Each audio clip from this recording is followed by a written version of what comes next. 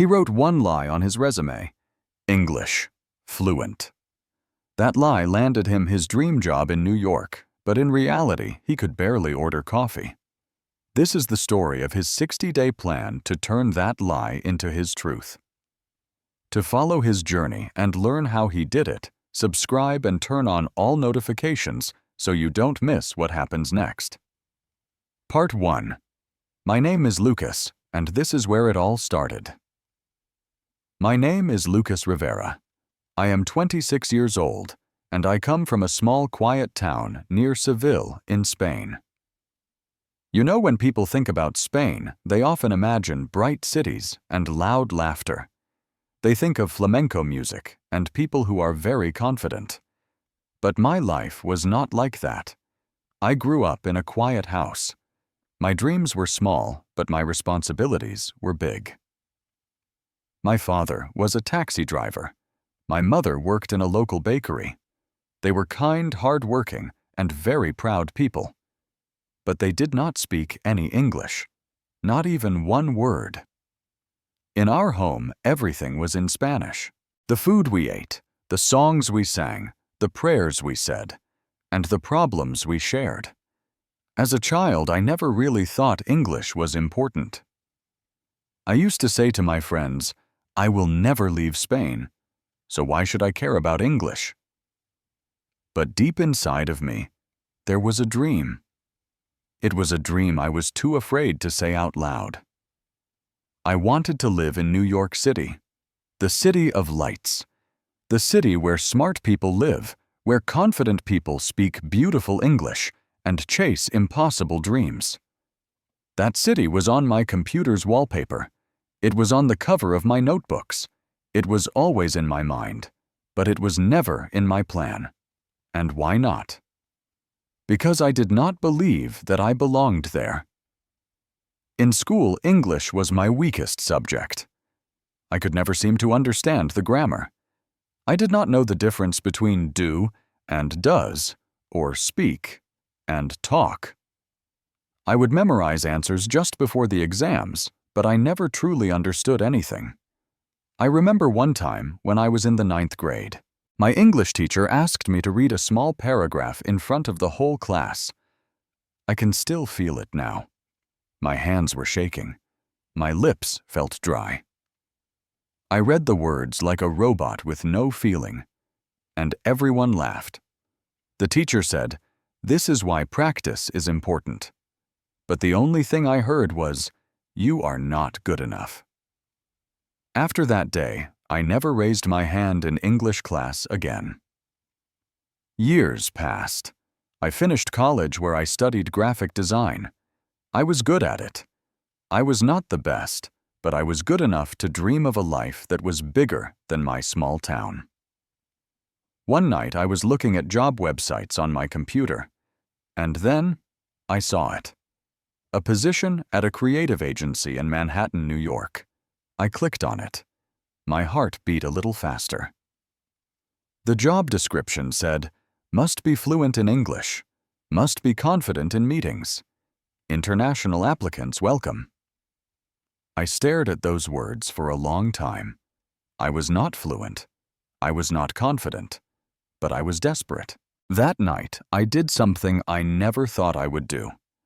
I opened my resume, my CV, and under the languages section, I wrote English, fluent. My hands were cold as I typed. My heart was beating so fast. But I clicked the send button. A week later, an email arrived. "Dear Lucas, we loved your portfolio. Can we schedule an interview?"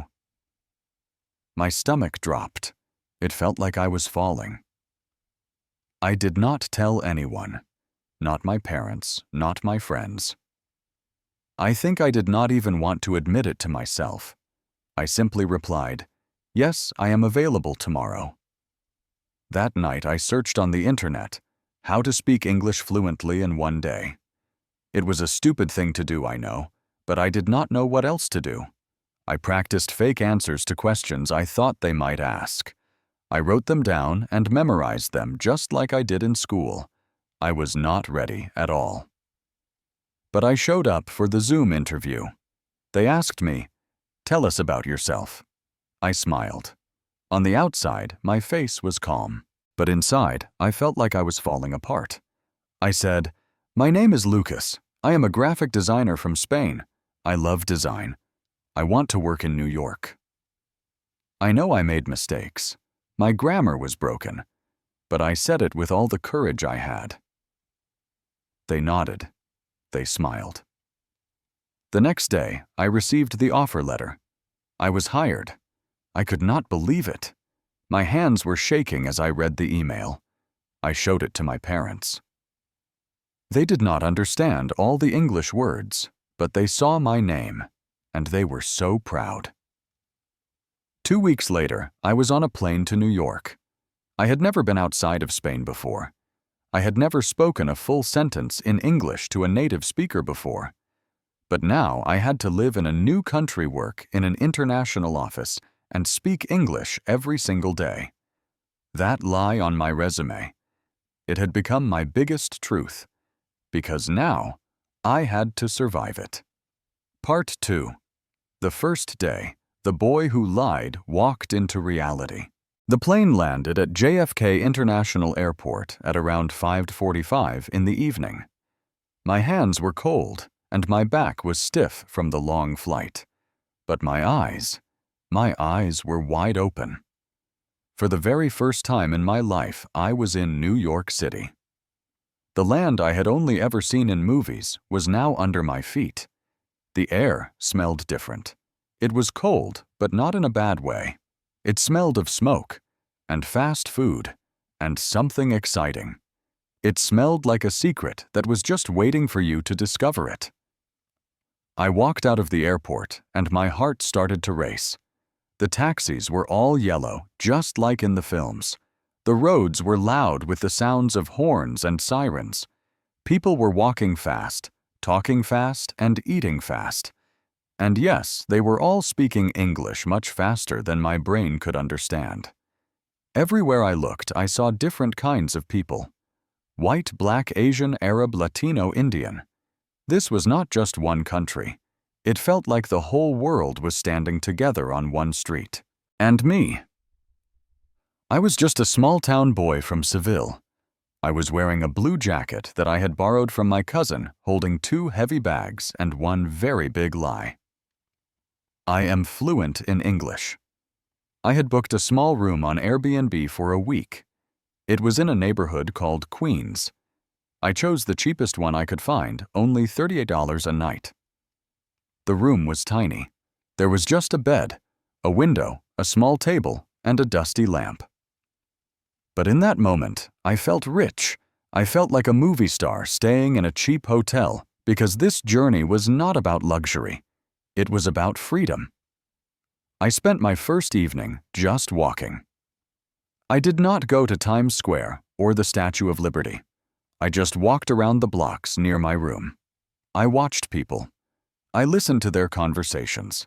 I looked at the signs on the shops and the menus in restaurant windows, and I tried to read them silently to myself. I was hungry, but I was too scared to go into a restaurant and order food. I did not know what to say. What if they asked me a question? What if I did not understand? So instead, I went into a small grocery store. I picked up a pre-made sandwich, a packet of chips, and a can of soda. The total was $8.90. I gave the man at the counter a $10 bill. He said something very fast. It sounded like, "You want a bag?" I froze. What did he say? I just smiled nervously and said, "Sorry, English not good." He rolled his eyes.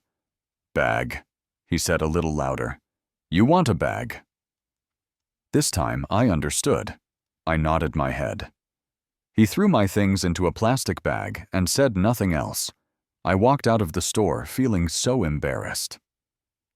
That night I sat on my bed and ate my sandwich in silence, and I thought to myself, what am I doing here? I had my first panic attack that night. It was not a dramatic movie-style panic attack. It was small and quiet. Tears started to fall down my face. I tried to hide them. From who, I don't know. Maybe from myself. I whispered to myself in the dark room. You said you're fluent, Lucas. Tomorrow is your first day at work. What if they find out? What if they fire you? What will you do then? The next morning, I woke up at 6:00 a.m. I took a shower using my own towel because the one in the Airbnb looked old. I wore a simple white shirt, black jeans, and my only pair of office shoes. I did not have a winter coat, so I wrapped a scarf around my neck like it was a piece of armor. I took the subway for the first time. It was so loud, crowded, and confusing. I kept checking Google Maps on my phone every 2 minutes. I missed my first train. Then I stood on the wrong side of the platform. Then I got off at the wrong stop. Finally, I reached my office building in Manhattan. It was beautiful. It had tall glass windows and a golden logo on the door. I saw people walking in wearing clean suits and powerful-looking shoes. My heart was thumping like a drum inside my chest. I walked to the reception desk. The lady there smiled and said something fast. I did not catch all the words, but I heard something like, "Hi, welcome. Name? Appointment, please?" I managed a smile and said, "My name Lucas. First day today." She typed something into her computer. "Ah, Lucas Rivera," she said. "Yes, you're with the creative team on the 12th floor." I just nodded. I did not say anything else. I did not even say thank you because I was so afraid that I would mess up the words. The elevator ride felt very long, not because of the time, but because of my thoughts. Will they know? Will they laugh at me? Will they understand my accent? The doors opened. A woman in a black blazer greeted me. "Hi, Lucas, welcome. I'm Sarah, your team lead. Come on, I'll show you around." She was warm and friendly, and so confident. She spoke fast, but she had a smile on her face. As she walked me through the office, I tried my best to listen. I only caught some of the words. "This is the pantry. Free coffee here. That's the conference room. Our creative team sits here." I just kept nodding, pretending that I understood everything. But inside, I felt like I was drowning in a sea of words. Then we reached my desk. It was clean and modern. There was a small welcome card with my name on it. Lucas Rivera. Welcome to NYC. My eyes started to water again. Not because I was sad, but because I had made it here. Somehow, with my broken English and with so much fear in my heart, I was here. I sat down, opened my new laptop, and pretended to look busy. Then came the real test. At 10:30 a.m., we had our first team meeting. There were 6 people, all of them native speakers. They were fast, fluent, and funny. They were joking and laughing, sharing ideas, and throwing around phrases like, "Let's circle back," and "Maybe we can pivot," and "What's the vibe we're going for?" I did not know what any of those phrases meant. My hands felt cold. My lips were dry. I said nothing. Then Sarah looked at me. "Lucas, what do you think?" Time stopped. I looked up at her. I opened my mouth, but nothing came out. Then I forced myself. I think design is nice, but maybe a little more bright." There was a moment of silence. Then one of the guys said, "Yeah, I see what you mean. Add more color, right?" I nodded my head very fast. Yes, more color." The meeting moved on. No one said anything to me, but I knew. They noticed. My words were broken. My grammar was basic. I sounded like a beginner. And I was. After the meeting, I went to the bathroom. I looked at myself in the mirror and I said, "You have 2 choices, Lucas. You can be scared forever. Or you can become fluent. You can become fearless even if it takes time." That day, I made a decision. I would no longer be Lucas from a small town. I would become Lucas, the man who taught himself English from zero. The man who changed his life one word at a time, one sentence at a time. That night, I did not go out. I did not call my family. I sat in my small Airbnb room. I opened a new notebook, and on the first page, I wrote in big letters, Mission English Fluency. And then I wrote a plan. Wake up at 5 a.m. every day. Watch 1 hour of English videos with subtitles. Repeat what I hear. Write 5 new sentences daily. Speak in the mirror. Record myself. Do not miss a single day. No excuses, no fear. And at the bottom of the page, I wrote one final line. You lied once. Now earn the truth. That was the first day. And it changed everything. Part 3. From silence to a voice. The days that changed me. The next morning, I woke up at 5:00 a.m. It was still dark outside. The room was cold. The old heater in my Airbnb was making a strange sound like an old man coughing. I pulled the thin blanket off me, sat up, and rubbed my eyes. I was so tired. I had only slept for about 4 hours. My body was saying, "Sleep more, Lucas." But my mind was screaming, "No. You made a promise last night. Wake up. Start now." So I stood up. I took a deep breath and said out loud into the quiet room, "Good morning, Lucas. Today, we begin." It was my first morning of training myself in English. I made a cup of instant coffee in the small, shared kitchen. The coffee was bitter, but I did not care. I was hungry, but I did not eat. I only had one goal: become fluent in English, whatever it takes. I opened YouTube on my phone, and I searched for English conversation with subtitles. I found a video of 2 friends talking in a coffee shop. One of them was saying, "Hey, long time no see. How have you been?" The other one replied, "I've been great, just busy with work. You know how it is." I paused the video. I rewound it. I played it again. "Hey, long time no see." I repeated it out loud. "Hey, long time no see." And again. "Hey, long time no see." I spoke slowly, word by word. My tongue felt stiff. My mouth was not used to making these sounds. It felt like I was teaching a baby how to talk. Then I practiced the second sentence. "I've been great, just busy with work." I broke it down into small parts. I have been great. I've been great. Busy with work. I must have repeated it 10 times, and with each time I felt a little bit more confident. I had never done this before. Back in my school in Spain, we just memorized grammar rules. Nobody ever taught us how to speak naturally. But now here I was, a grown man in a foreign country, learning to speak like a child. And you know what? It felt powerful. That 1-hour practice became my morning ritual. Every single day, from 5:00 a.m. to 6:00 a.m. before I went to work. No matter how cold it was, no matter how sleepy I felt. I called it my power hour.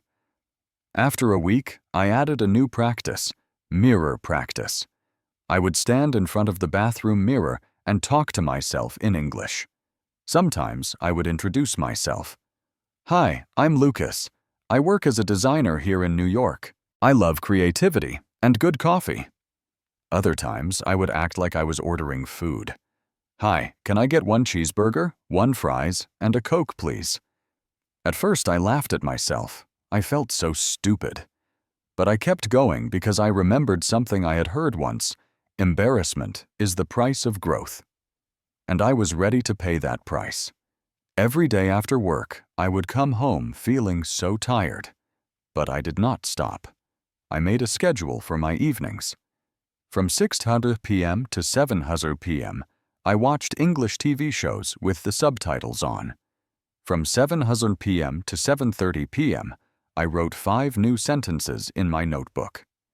And from 7:30 p.m. to 8:30 p.m., I recorded myself speaking and then listened to my own voice. Yes, I recorded myself. My voice sounded strange to me. My Spanish accent was very strong. My grammar was weak, but I did it every single day. One night, I was practicing in front of the mirror when my Airbnb host walked past the open bathroom door. He heard me talking to myself and asked, "You okay in there?" I smiled and said, "Yes, just practicing English." He laughed. "Ah, good. You'll be an American in no time." He did not know it, but that was the first compliment I had ever received on my English. I smiled for the rest of the night. But not every day was a happy day. Some days I made mistakes at work that made me feel terrible. One time I wrote an email that said, "Dear Sir, please find the file." My teammate replied with a correction. "Hey Lucas, just a quick tip. You can just say, 'Please find the attached file.' You don't need the twice." I felt so embarrassed. Another time, I was giving a small presentation. I wanted to say, "This feature will make the process faster," but instead I said, "This feature will make the process more fastly." There was silence in the room. My manager raised his eyebrow. A kind teammate whispered, "Do you mean faster?" I froze. My mouth went dry, and my hands were shaking slightly. I just nodded. "Yes, faster." I kept going with my presentation, but my confidence was gone. I could feel the heat in my cheeks. After the presentation, I went to the restroom and just stared at my reflection in the mirror. I whispered, "Why can't I just speak right?" On the train home that evening, I sat by the window trying very hard not to cry in public. When I finally got back to my room, I did cry. But then I opened my grammar book. I wrote in bold letters, "Today I learned we say faster, not more fastly." Adverbs can be tricky, but I will learn them. I smiled even through my tears because I realized something very important. Every mistake is a teacher. I was not failing. I was learning. After 2 weeks of this routine, I started going to coffee shops on the weekends. I gave myself one goal talk to one stranger every weekend. Just one. The first Saturday, I saw an old man sitting by himself. I walked up to him and said, "Hi, my name is Lucas. I am learning English. Can I sit with you?" He looked surprised at first. Then he smiled. "Sure, son. Sit down." We talked for about 20 minutes. He told me about his wife who had passed away. I told him I was from Spain. He said, "Your English is good." I told him, "Not yet, but I try." He gave me a thumbs up and said, "Keep trying. You'll get there." That day, I felt like a hero. Not because I spoke perfect English, but because I had found the courage to speak at all.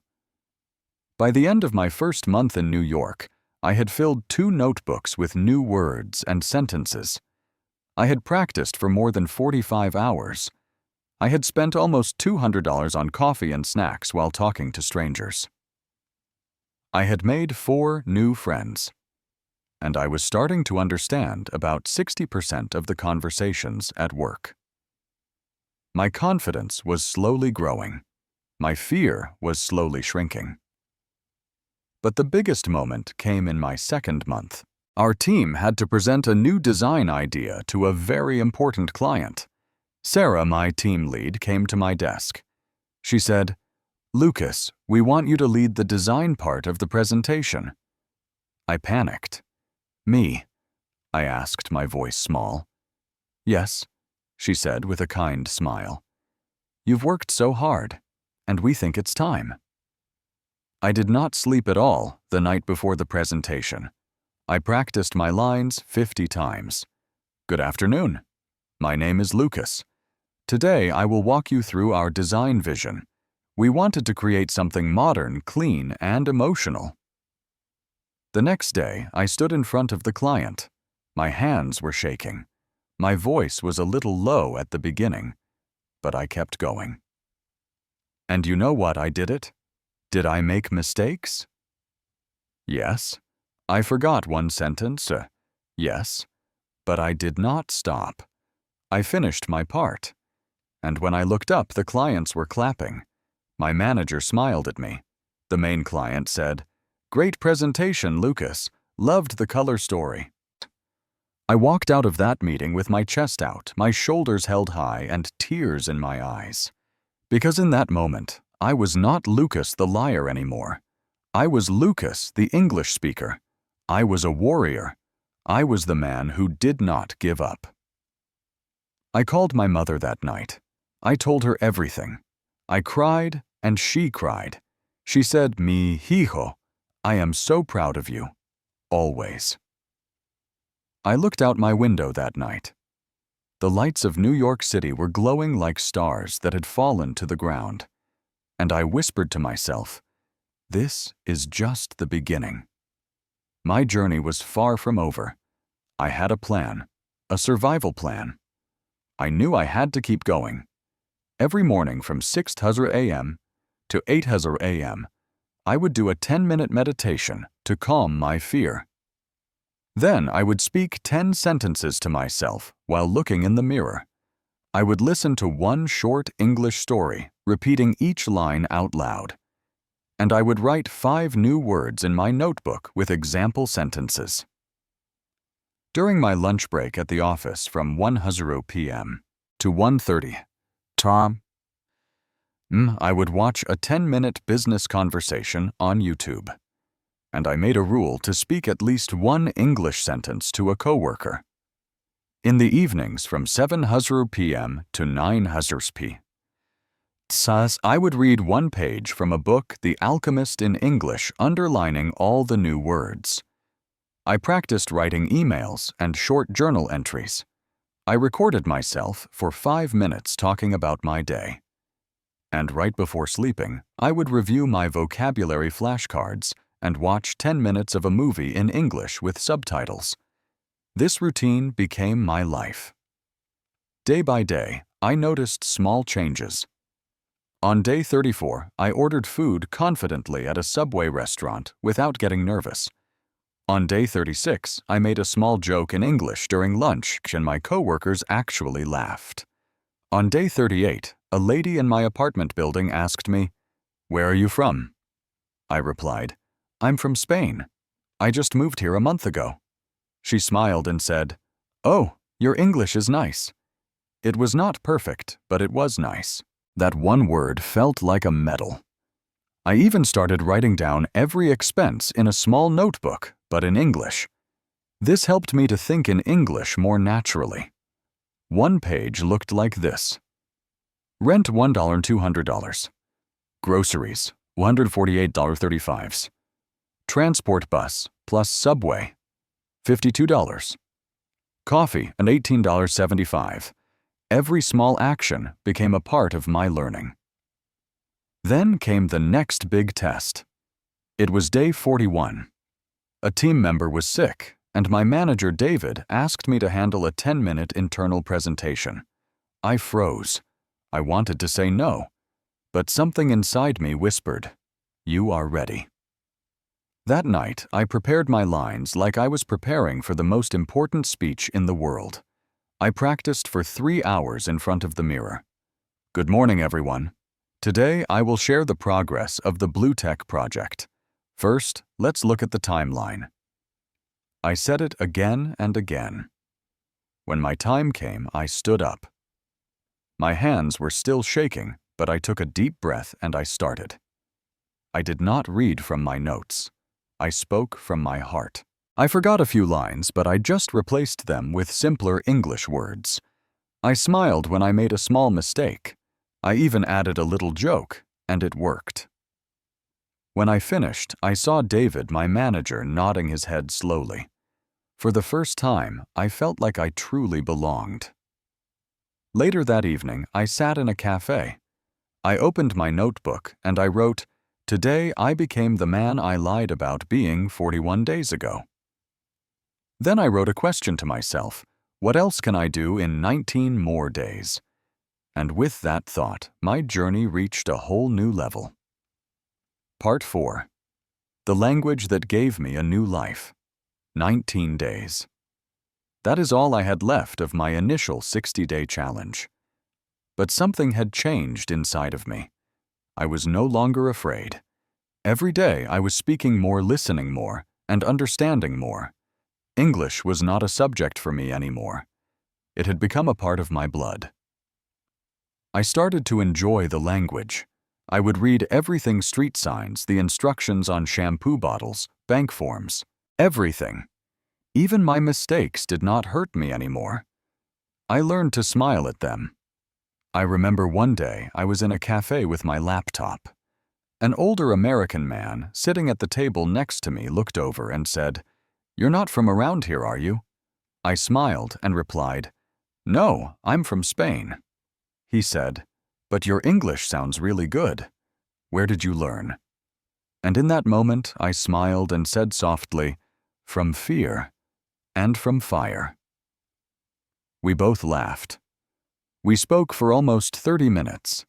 He told me he was a retired professor. I told him about my new job, about my fake resume, and about my 60-day plan. At the end of our conversation, he said something to me that I will never forget. He said, "You did not fake your way into this life, son. You fought your way in.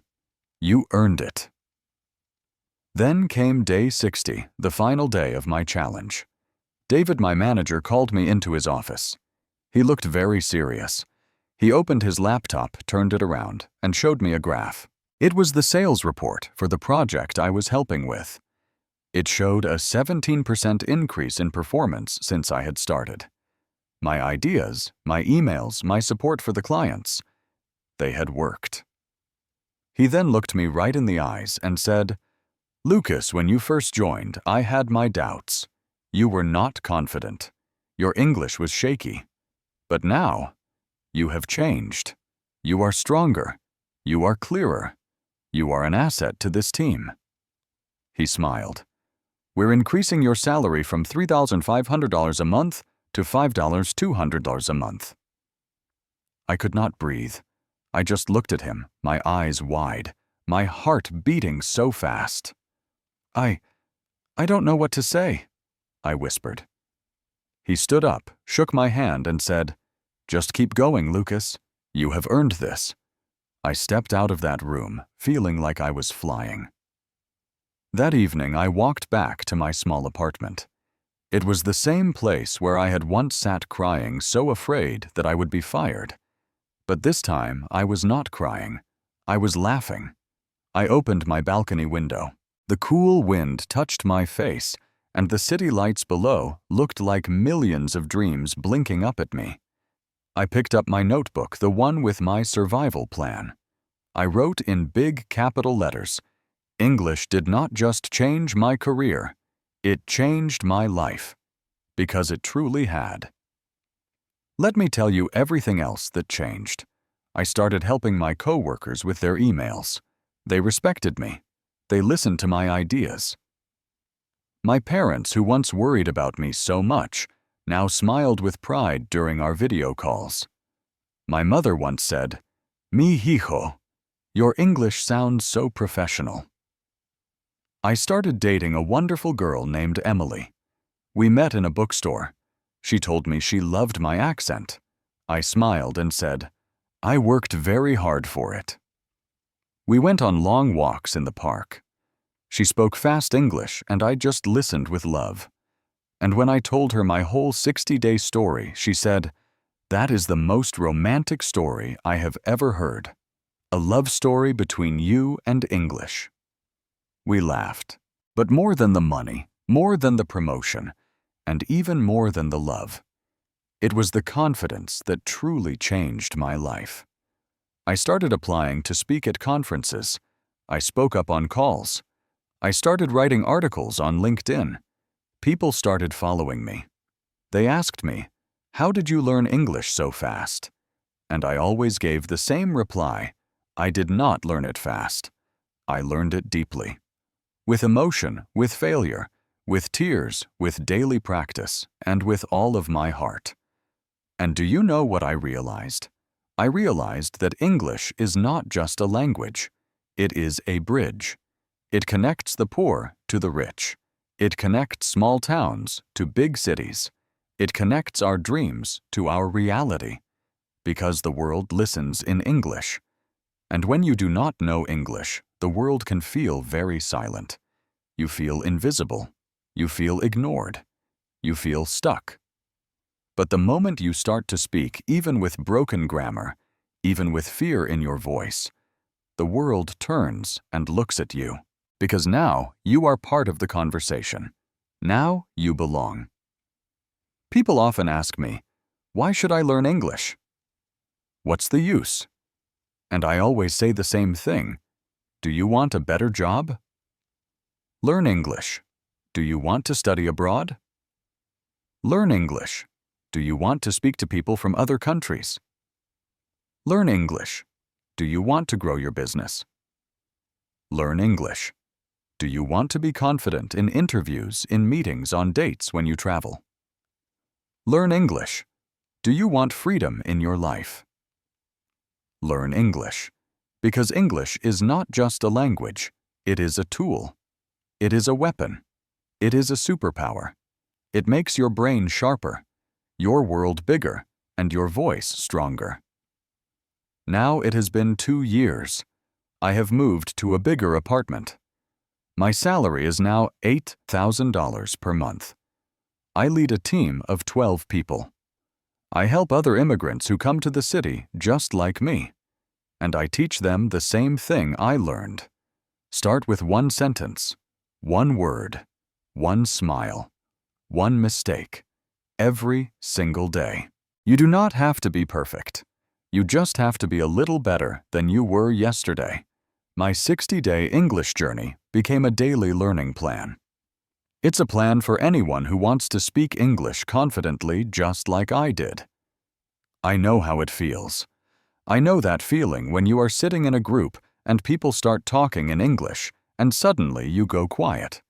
You feel small. You smile to hide your silence, but inside your heart is burning. You feel like you are behind in life, like you do not belong. I have felt that pain. I know it well. But I want to tell you today that English is not just a language. It is the power to open doors you never thought were possible. So if you truly want to speak English, not just to impress other people, but to free yourself, then this plan is for you. It is not about grammar books or big difficult words. It is about taking small daily steps that can change your life forever.